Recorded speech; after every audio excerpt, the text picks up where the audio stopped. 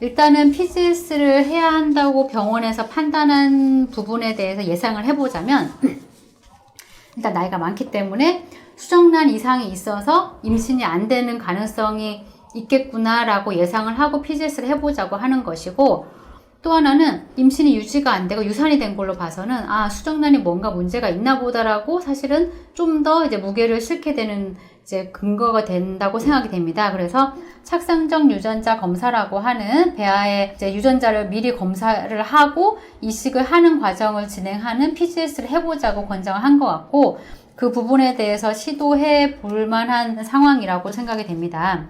PGS를 통과하기 위해서 준비하는 부분들이 필요해요. PGS를 하려면, 그러니까 즉 이제 착상적 유전자 검사를 하려면 보통 40대 부부 같은 경우에는 통과되는 게 10% 내외라고 해요. 즉 10개를 검사를 했을 때 하나가 정상이 나올까 말까입니다.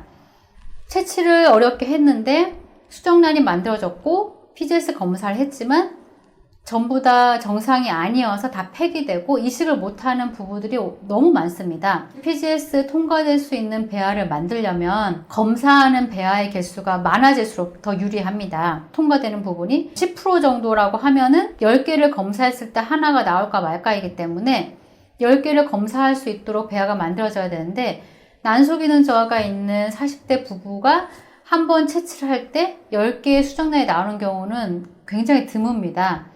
그래서 그런 부분에 좀 어려움을 겪게 되시면서 10개까지 모아서 검사를 하는 경우들도 있습니다. 그래서 난포 성장 기능에 대해서 많이 보강하는 게 굉장히 중요합니다. 한 번 채취했을 때 어쨌든 채취 개수가 많고 수정란 자체가 많이 나오면 그 중에서 정상이 포함될 확률이 높아지기 때문에 난포 성장 기능에 대해서 난자 질적인 부분하고 같이 두 가지 다 이제 비중 있게 다루면서 치료로 준비를 하게 되고요.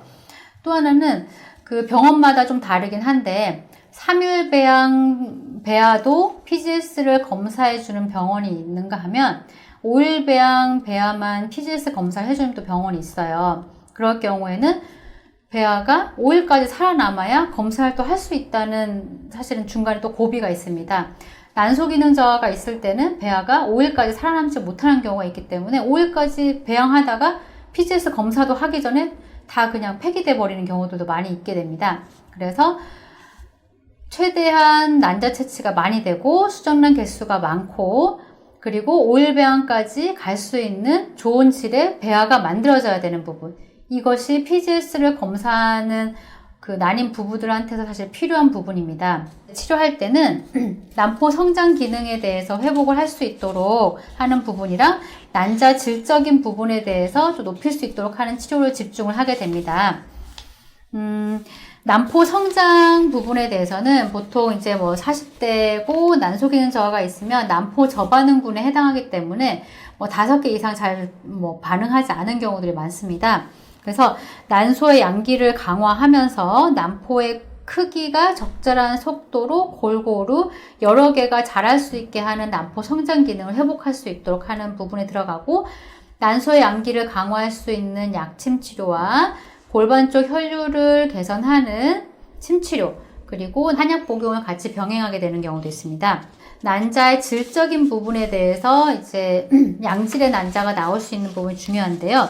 난포는 많이 자라서 난자 채취 많이 했는데 다 쓸 수 없는 난자, 이런 식으로 난소기능 저하 환자분들한테 난자 질적인 부분이 떨어지는 경우들이 많습니다. 이를 위해서 난소보건 치료를 들어가게 되는데, 난소기능 강화를 하면서 난소 쪽으로 영양분이 잘 공급될 수 있도록 하는 약침 치료와 양질의 난자가 나올 수 있게끔 도와주는 침치료, 그리고 필요한 경우에는 난소기능 강화를 위한 한약 처방을 같이 병행을 하게 됩니다.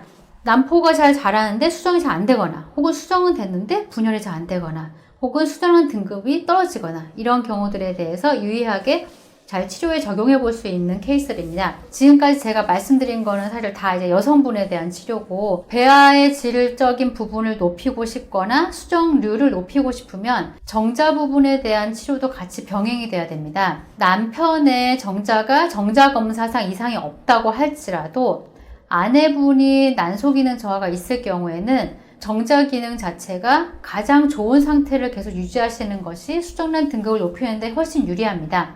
즉, 정자력이라고 하는 부분이 있는데요. 정자력은 곧 분열력을 의미합니다. 정자와 난자가 만났을 때 분열되는 과정에서 알맞는 속도로 잘 분열될수록 배아의 질도 높아지고 수정란 등급도 좋아지게 되잖아요. 그래서 이런 부분에 관여하는 부분이 정자력인데요. 35세가 넘어가는 남자분들 같은 경우에 정자력이 떨어지게 됩니다. 그래서 남편이 나이가 35세 이상인 경우에는 정자 검사상 이상이 없다고 하더라도 정자력을 높일 수 있게끔 약침 치료와 침 치료, 한약 복용 등을 고려해 볼 수 있습니다.